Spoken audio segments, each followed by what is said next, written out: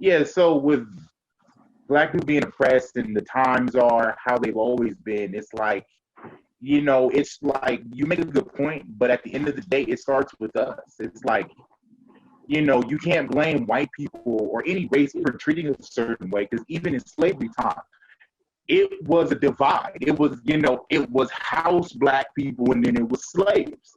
It was like, yes, okay, how they chose that is how they chose that. But it's not like if I've read history, I've saw the movies. It's like, yes, and these house black people, yes, were treated better than the certain black people of darker skin. And it's like those were treated differently. And it's like to this day, it's like you wouldn't walk up and down Compton with a pocket full of money telling other black people that I got a pocket full of money. And like, I don't like when black people sit here and say, oh yeah, connection, this and that, and we need to do this, and white people are the problem. It's like, no, we spend so much time against each other and trying to outdo one another. We don't leave anything for our kids. We don't do nothing. And it's like, that's not all white people's fault. It's like, yes, we have a lot of leaders and influencers and all this stuff. It's not like they're all going out there preaching for us and leaving us stuff and building everything in every community. It's like, I lived in Lancaster for almost 12 years of my life. There's nobody that comes out there to support all the black people that have moved out there from LA. It's like, I lived in Vegas, and yes, in the rural areas, yes, LeBron James sponsors Bishop Gorman out here. Kobe Bryant used to sponsor here, this down here. But those are nicer areas, of course. And so I'm not trying to stick up for white people, but I'm not going to sit here and say that it's just their fault and for how the media. I disagree. I disagree. I respectfully disagree. All of that, like, no, actors and I respectfully disagree. Like, yeah, I respectfully disagree. So look at, and like, I tell people, what's the last all-black movie that we were creating a good life? Black Panther, to me, is a fictional film. That's the last all-black movie that we were portrayed in a good light, but it's a fictional film.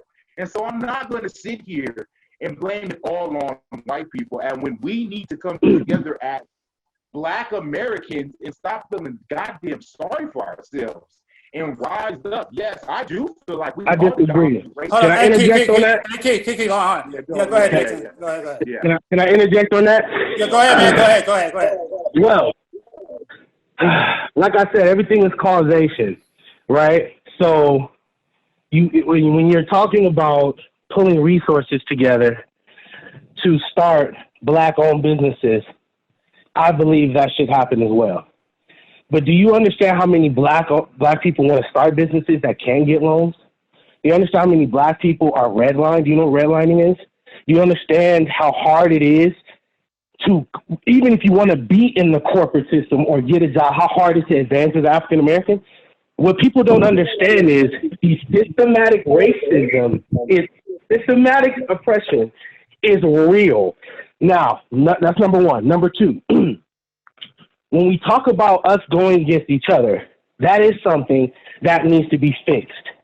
But at the end of the day, how do we fix that, right? So how do you fix the divide that was brought there from slavery, right? Well, that starts with not having self-hatred, right? Okay, now to move past that requires psychological rehabilitation. When someone goes to war and they get PTSD, they're supposed to come home and get treatment. But when we see black men get killed all the time, online, virally, we don't need nothing for that. And what I'm trying to say is we are still in pain. We are still in traumas. And at the end of the day, being in low economical situations and poverty only enhances that pain. There is a compromise. There's a system, like this called the systematic. It's in the fabric of America to keep black people down. This is not a narrative that black people are creating. We don't wake up every day and ask for reparations like we deserve. There is a systematic agenda to keep black people down from every walk of life, from the law firms to the prison systems to financial systems, everything is geared to make it harder for us as opposed to that white person you're talking. That white person you're talking about don't live the same life I live, regardless of financial situations. They go through life experiencing life differently because of the color of their skin.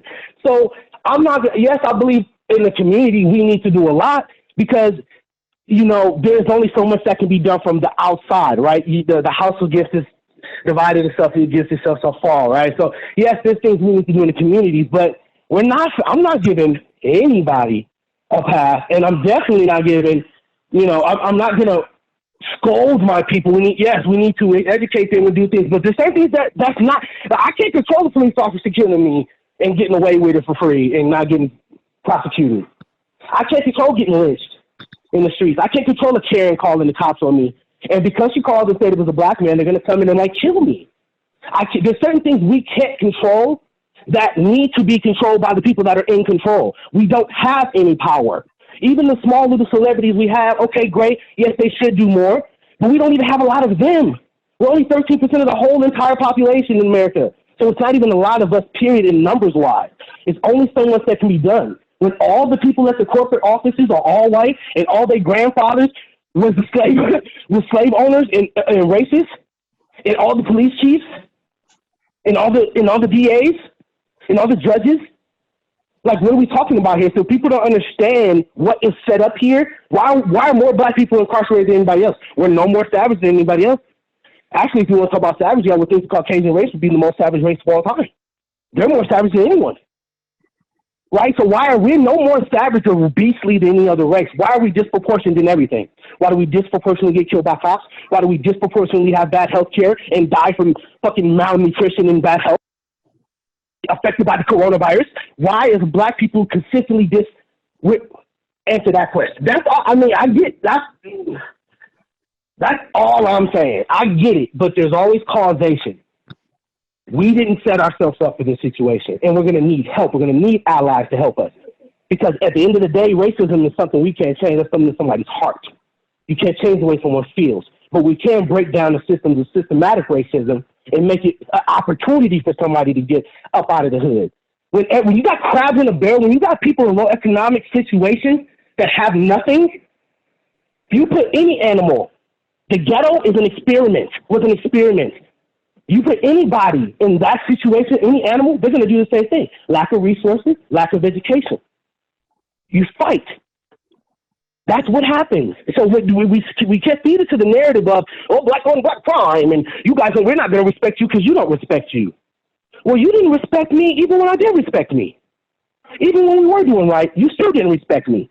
I'm not going to victim blame, and I'm tired of not to play the same narrative that goes all the time. People respected themselves, though. That's the point that I'm trying to make.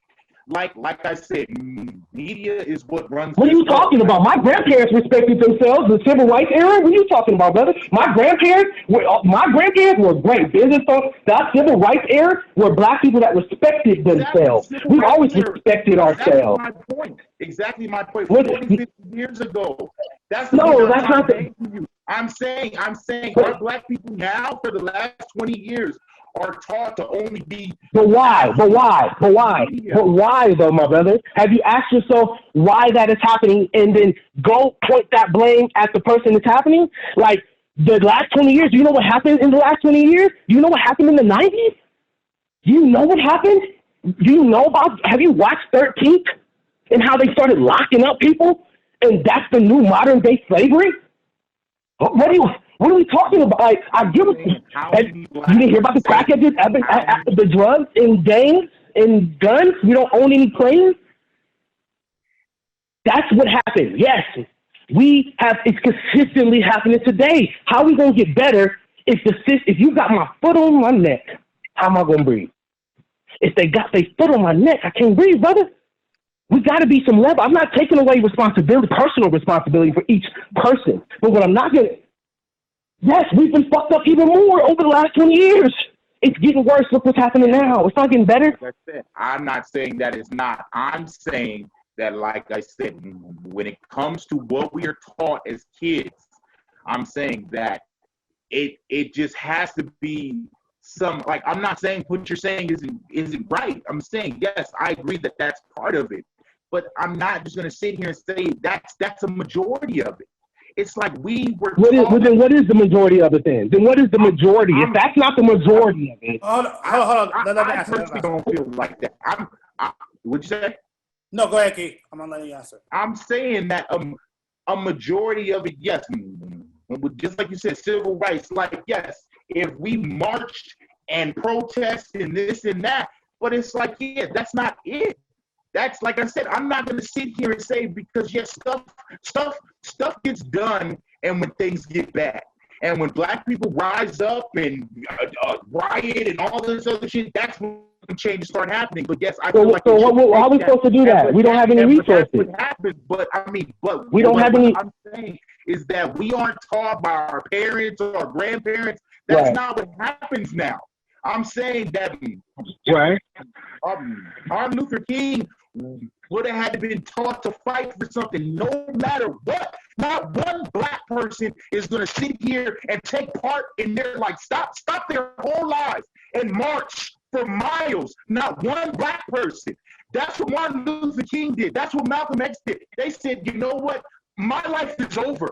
My life is over. I'm going to fight for this next generation. Not one black person is going to stop using their phones, stop social media, stop none of that. And to march and fight, that's the point that I'm trying to make. I'm not saying I don't get the point, though. Wrong. I'm saying, are you going to stop your life and stand up for 500,000 black people and say, I'm going to start a revolution, no matter if this kills me? Because that's what Martin and Malcolm had to say to themselves. Like, I'm going to die for a cause at the end of the day. Are you willing to die for a cause? I'm so tired of black people saying all this shit, and they're not willing to die for a cause. Get out in the street. So what are we talking? I mean, we're already dying for a cause. We're dying for a cause right now. Hey, hold up. Norris, you got something to say? Go ahead. So first, I gotta attack it how it is and how I see it. Every situation is not handled the same. Like, some of that literally comes down to the skin color you got. Like, if you see a drunken brawl at the fairgrounds and it's just Caucasian people, okay, we're gonna calm this down. Nobody got to get a ticket. Nobody got to go to jail. Let's situate this way. But then if it's a fight amongst youngsters that's black, and this, I've seen it happen, and I go, why is that treated differently?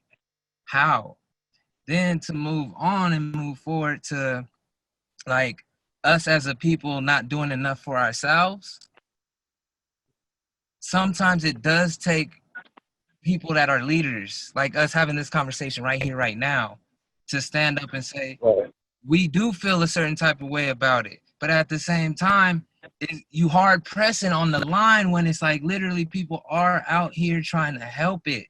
And it's like, I'm not trying to step on nobody's toes. But at the same darn time, don't try to play like it ain't no people out here trying to do it. And I know, I get it. Some people at home that might be the same skin complexion as me ain't on that raft, on that boat, on that stuff like that. Like, they ain't about that type of life.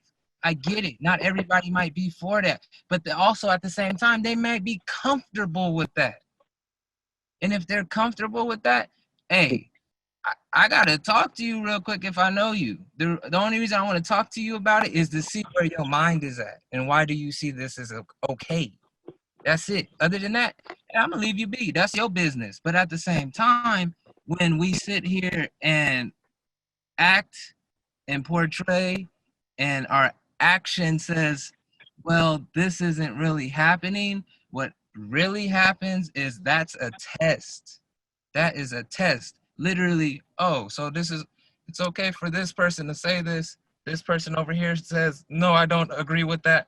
But then the majority kind of do. So they literally start moving that way. Like, literally, if you pay attention to the social media and stuff like that, the stuff that's being moved in there are a lot of leaders that are actually doing things out here in the street, despite whether it's COVID-19, but at the same time being tested. At the same time of them risking their life fighting and standing for people's rights. If if those people don't do that, nothing would have happened. Like literally, all of a sudden, I'm seeing these laws being changed in the arts district and all this stuff, and I'm going, oh, it's funny how if the people say and want to move a certain way, things can change all of a sudden.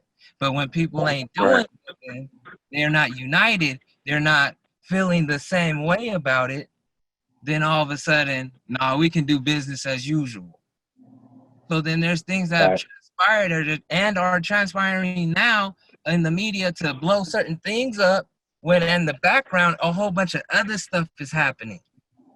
And that's where it's like there's so many different realms that this has to be attacked from. It's kind of like a darn big tree when you got all the leaves and the branches, but it's still as a one unit, it's a tree. That's what like racism, prejudice, all of that stuff is all up in there. And it's like you have to have different people in position to attack all these different things. And then at the same time, you might not be seeing it. You might not see it, but it don't mean it's not happening.